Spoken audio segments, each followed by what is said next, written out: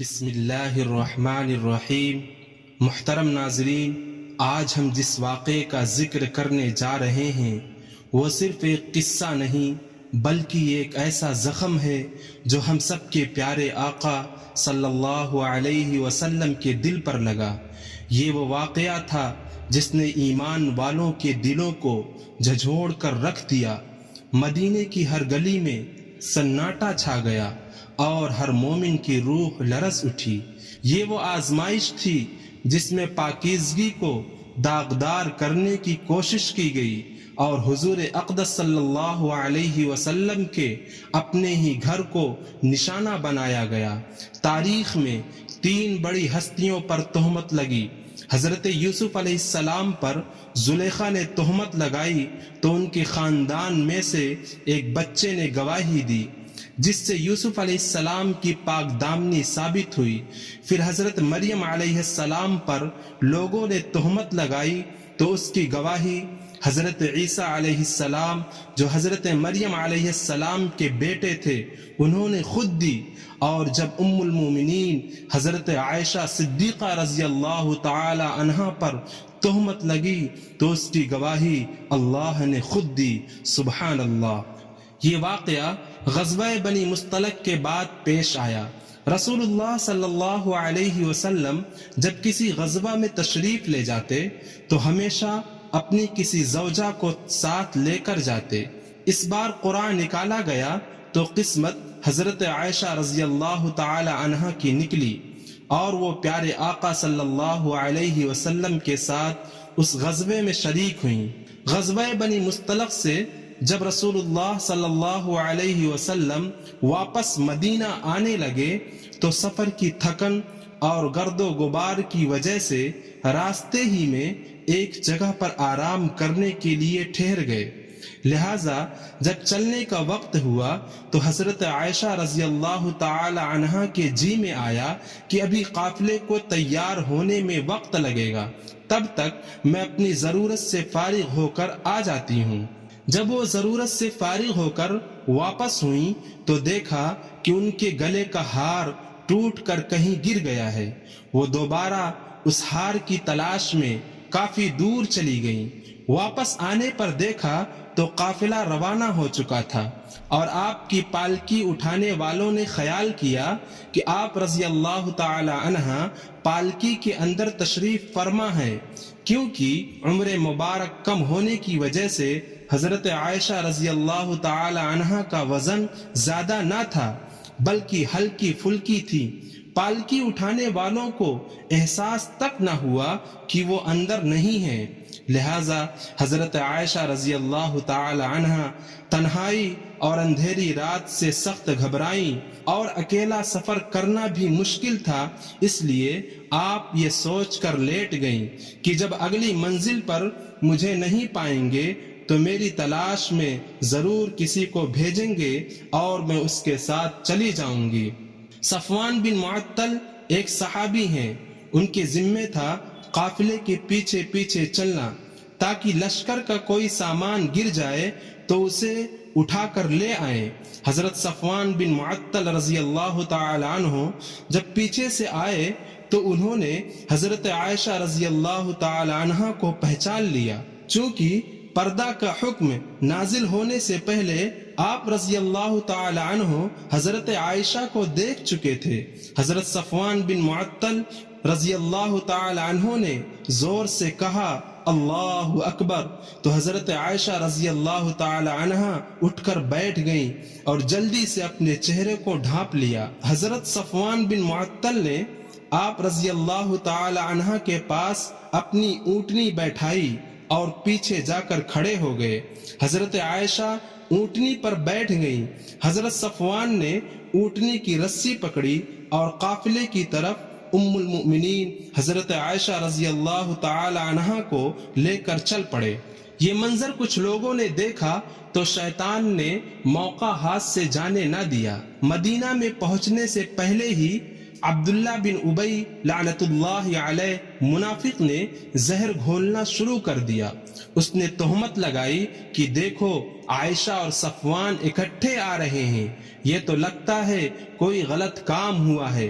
منافقوں کا سردار عبداللہ بن ابی نے اس واقعے کو حضرت عائشہ پر تہمت لگانے کا ذریعہ بنا لیا اور خوب اس تہمت کا چرچا کیا، اور مدینہ میں اس منافق نے اس تہمت کو اس قدر اچھالا اور اتنا شور و غل کیا کہ مدینہ میں افواہیں پھیلنے لگیں، گلی گلی میں سرگوشیاں ہونے لگیں، ہر طرف تہمت کا چرچا ہونے لگا۔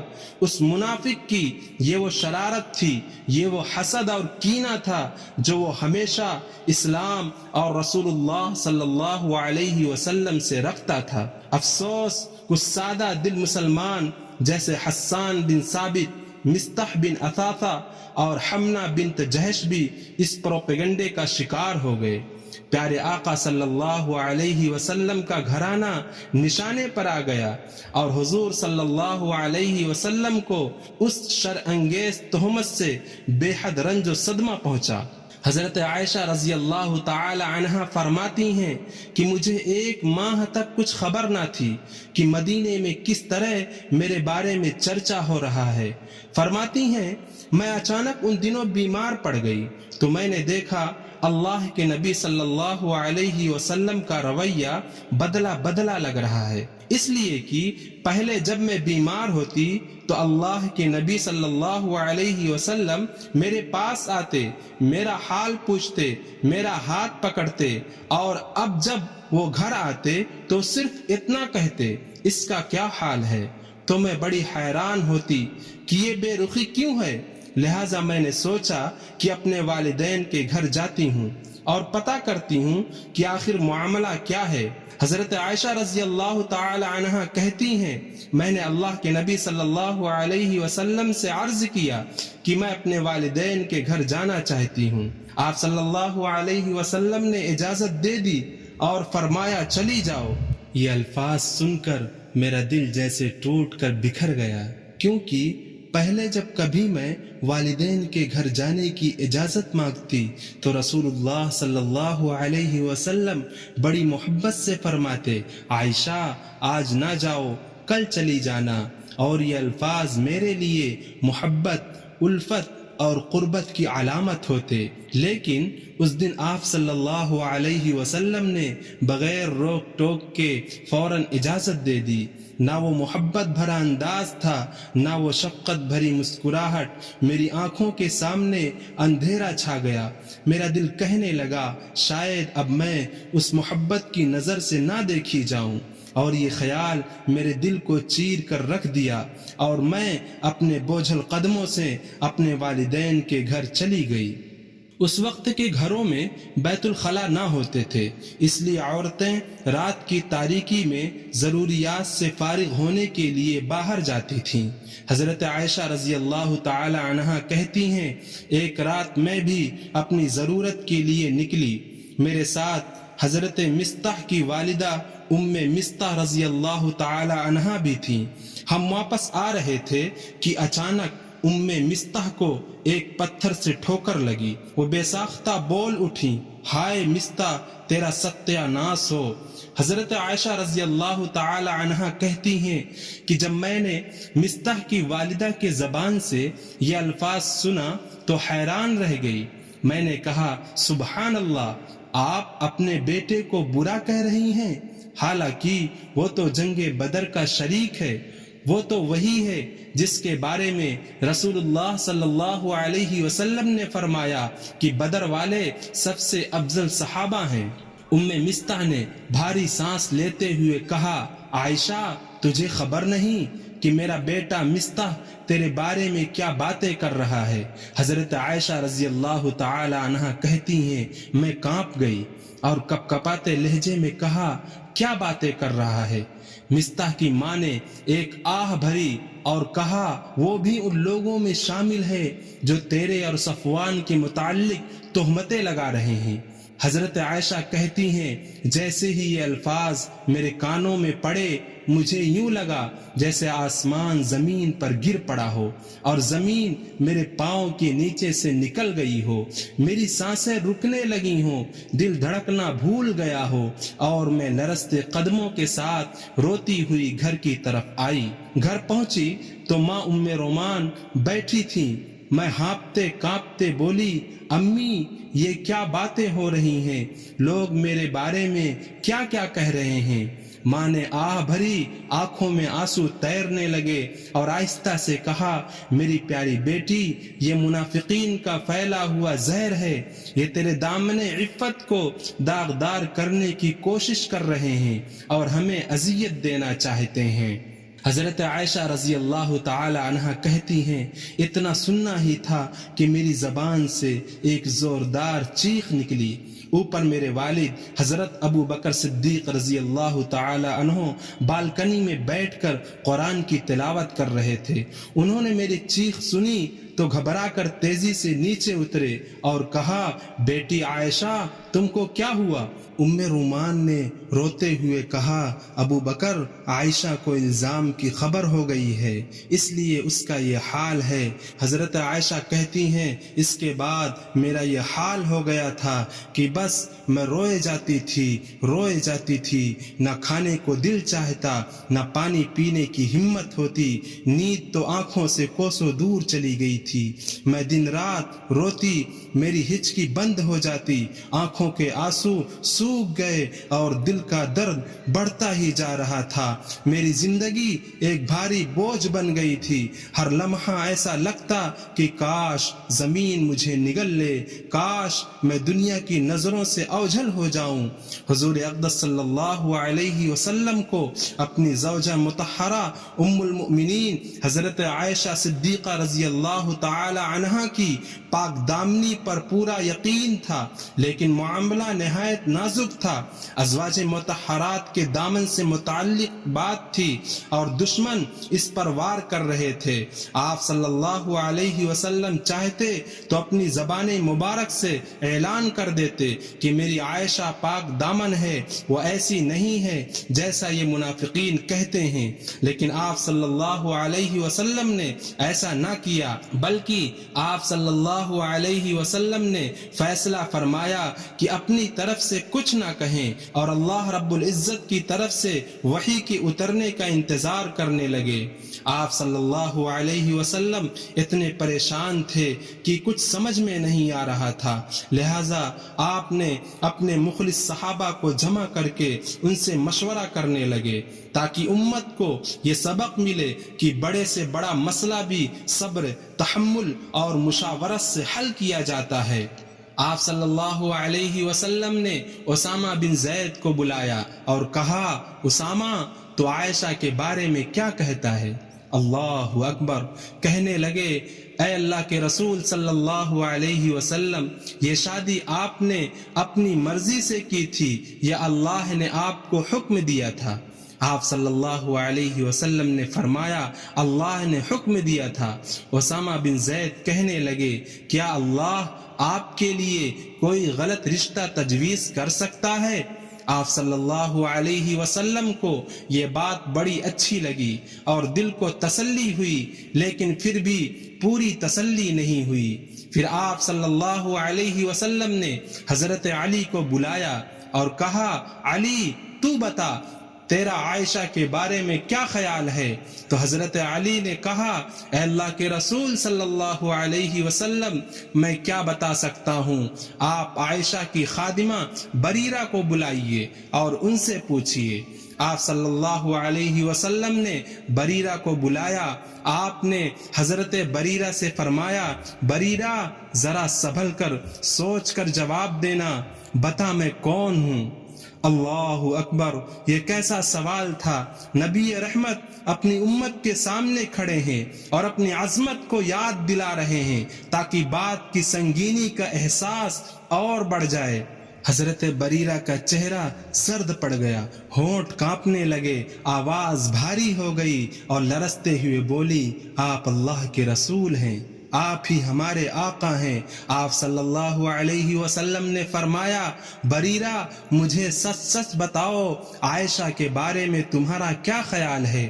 حضرت بریرہ نے کانپتی ہوئی آواز میں عرض کیا، یا رسول اللہ، میں نے تو حضرت عائشہ میں ہمیشہ خیر ہی دیکھی ہے، میں نے ان میں پاکیزگی اور نیکی کے سوا کچھ نہیں دیکھا۔ ہاں بس اتنا دیکھا ہے کہ آٹا گوندھتے گوندھتے ان کو نیند آ جاتی ہے اور بکری منہ مار کر کچھ آٹا لے کر چلی جاتی ہے۔ یہ سن کر آپ صلی اللہ علیہ وسلم مسجد میں تشریف لے گئے۔ اوس اور خزرج دونوں قبیلے کے لوگ وہاں جمع تھے۔ عبداللہ بن ابی، جس نے حضرت عائشہ صدیقہ رضی اللہ تعالی عنہا پر تہمت لگائی تھی، وہ قبیلے خزرج سے تھا۔ میں قربان جاؤں یا رسول اللہ، آپ کے اخلاق پر، آپ کے ظرف پر سارے مدینے کو پتا ہے کہ یہ خبیث عبداللہ بن ابی یہاں بیٹھا ہے جس نے یہ تہمت پورے مدینے میں پھیلائی ہے، لیکن پوری زندگی میں آپ نے کبھی بھی اس منافق عبداللہ بن ابی کا نام تک ظاہر نہ کیا، بلکہ آپ منبر پر کھڑے ہوئے اور کہا، کچھ لوگوں نے میرے گھر والوں کے بارے میں مجھے بہت پریشان کیا ہے۔ اتنے میں سعد بن معاذ اٹھ کھڑے ہوئے، وہ اوس قبیلے سے تھے۔ انہوں نے کہا، یا رسول اللہ، بتائیں وہ کون ہے؟ اگر میرے قبیلے کا ہے تو میں ابھی اس کی گردن اڑا دوں گا، اگر خزرج قبیلے کا ہے تو میں اس سے جنگ کروں گا۔ اتنے میں سعد بن عبادہ جو خزرج قبیلے کے تھے، وہ اپنی قومی غیرت میں کھڑے ہو گئے اور کہنے لگے، تو ہاتھ لگا کے دکھا، میں تجھ سے نمٹ لوں گا۔ تو اسید بن حضیر جو قبیلے اوس سے تھے، وہ پیچھے سے کھڑے ہو گئے، وہ کہنے لگے، سعد، تم بھی اور عبداللہ بن ابی دونوں منافق ہو۔ اس پر دونوں قبیلوں میں گرما گرمی شروع ہو گئی اور ایک دم دونوں قبیلے مسجد میں لڑنے کے لیے کھڑے ہو گئے۔ اس حد تک بات گئی کہ نبی کے صحابہ آپس میں لڑنے کے لیے تیار ہو گئے اور یوں معلوم ہونے لگا کہ ابھی مدینے کی گلیوں میں خون کی ندیاں بہہ جائیں گی، مگر یہ سب نبی کے غم اور غیرت ایمانی کا اثر تھا۔ اس کے بعد پھر آپ صلی اللہ علیہ وسلم حضرت عائشہ کے گھر تشریف لے گئے۔ حضرت عائشہ رضی اللہ تعالی عنہا دیوار کی طرف چہرے مبارک کر کے لیٹی روئی جا رہی تھی۔ حضرت ابو بکر اور آپ کی والدہ ام رومان بھی حضرت عائشہ کے پاس غم سے نڈھال ہو کر بیٹھے ہوئے تھے۔ آپ صلی اللہ علیہ وسلم چارپائی کے پیچھے کی طرف آ کر بیٹھ گئے۔ آپ نے فرمایا، عائشہ، اگر تجھ سے کوئی گناہ ہوا ہے تو توبہ کر لے، اللہ تجھے معاف کر دے گا۔ میں قربان جاؤں اپنے پیارے آقا پر، ذرا سوچو تو صحیح، اللہ کے نبی حضرت عائشہ سے کیا کہہ رہے ہیں، عائشہ، تجھ سے کوئی گناہ ہو گیا ہو تو توبہ کر لے، اللہ معاف کر دے گا۔ کتنے واقعات ایسے بھرے پڑے ہیں کہ جس میں صرف شک کی بنیاد پر اپنی بیویوں اور بیٹیوں کو لوگ قتل کر دیتے ہیں، مگر یہاں آپ صلی اللہ علیہ وسلم حضرت عائشہ سے کہہ رہے ہیں، عائشہ، تجھ سے کوئی گناہ ہو گیا ہو تو توبہ کر لے، اللہ معاف کر دے گا۔ اتنے میں حضرت عائشہ اٹھ کر بیٹھ گئیں۔ انہوں نے کہا، ابا، میری صفائی پیش کرو۔ حضرت ابو بکر کانپنے لگے، صرف اتنا بولے کہ یہ کام تو ہم نے زمانے کفر میں بھی نہیں کیا تھا، اب اسلام میں داخل ہونے کے بعد ہم پر یہ الزام لگ رہے ہیں۔ انہوں نے کہا، بیٹی، میں تیری صفائی پیش نہیں کر سکتا۔ حضرت عائشہ نے کہا، اماں، میری صفائی پیش کرو۔ ام رومان نے بھی کہا، بیٹی، میں کچھ نہیں کر سکتی۔ حضرت عائشہ نے کہا، اگر میں سچ بولوں تو تم میں سے کوئی نہیں مانے گا، اور اگر جھوٹ بولوں تو اپنے اوپر الزام لگاؤں، میں وہ کہتی ہوں جو یوسف کے باپ نے کہا تھا۔ حضرت عائشہ فرماتی ہیں کہ غم کی وجہ سے مجھے یعقوب علیہ السلام کا نام بھی یاد نہ رہا، اور میں نے کہا، میں وہ کہتی ہوں جو یوسف کے باپ نے کہا تھا، انما اشکو بثی وحزنی الی اللہ، میں تمہیں کچھ نہیں کہتی ہوں، وہ جو میرا رب ہے میں اسے اپنا غم بھی سناتی ہوں اور اپنا دکھڑا بھی سناتی ہوں، وہ میری صفائی پیش کرے گا۔ حضرت عائشہ نے اتنا کہا اور پھر دوبارہ لیٹ گئیں۔ اتنے میں آپ صلی اللہ علیہ وسلم پر وحی آنی شروع ہوئی۔ حضرت عائشہ نے جب دیکھا کہ آپ صلی اللہ علیہ وسلم پر وحی آ رہی ہے تو کہنے لگیں میں تو مطمئن تھی اور میرا خیال تھا کہ جبریل علیہ السلام آ کے کہہ دیں گے یہ جو تہمت حضرت عائشہ پر لگائی جا رہی ہے وہ سراسر جھوٹ ہے، لیکن یہ میں نے کبھی سوچا بھی نہیں تھا کہ اس بارے میں قرآن اترے گا۔ حضرت عائشہ فرماتی ہیں کہ میں نے اپنی ماں کو دیکھا تو ان کے چہرے سے خون خشک ہو گیا تھا اور وہ کانپ رہی تھی، اپنے باپ کو دیکھا تو ان کا چہرہ نیلا پیلا ہو گیا تھا کہ پتہ نہیں اب کیا وحی آئے گی ہماری بیٹی کے بارے میں۔ آپ صلی اللہ علیہ وسلم پر جب وحی آتی تھی تو بے ہوشی طاری ہو جاتی تھی۔ اتنے میں آپ صلی اللہ علیہ وسلم نے اپنی آنکھیں کھولی، پیشانی مبارک سے پسینے کو پوچھا اور مسکرائے کہا عائشہ مبارک ہو، تیری صفائی پیش کرنے کے لیے اللہ آ گیا۔ یوسف کے لیے بچہ بولا، مریم کے لیے بچہ بولا، مگر تیری گواہی دینے کے لیے اللہ خود آ گیا۔ ان الذین جاءوا بالافک عصبۃ منکم لا تحسبوه شرا لکم بل هو خیر لکم۔ یہاں سے 14 آیتیں سورہ نور کی اللہ نے حضرت عائشہ کی صفائی کے لیے نازل فرمائی۔ جب یہ آیتیں نازل ہوئیں تو ام رومان نے کہا عائشہ اٹھ اور اللہ کے نبی کا شکر ادا کر۔ حضرت عائشہ نے کہا نہیں، میں اس رب کا شکر ادا کروں گی جس نے میری گواہی دی، جس نے کسی نیک عورت پر فحاشی کا، بدکاری کا الزام لگایا اور پھر نہ ہی وہ توبہ کی اور نہ ہی اس نیک عورت سے معافی مانگی، تو میرے نبی کا فرمان ہے 100 سال مصلی پر بیٹھ کر عبادت کرتا رہے پھر بھی مر کے وہ جہنم میں جائے گا۔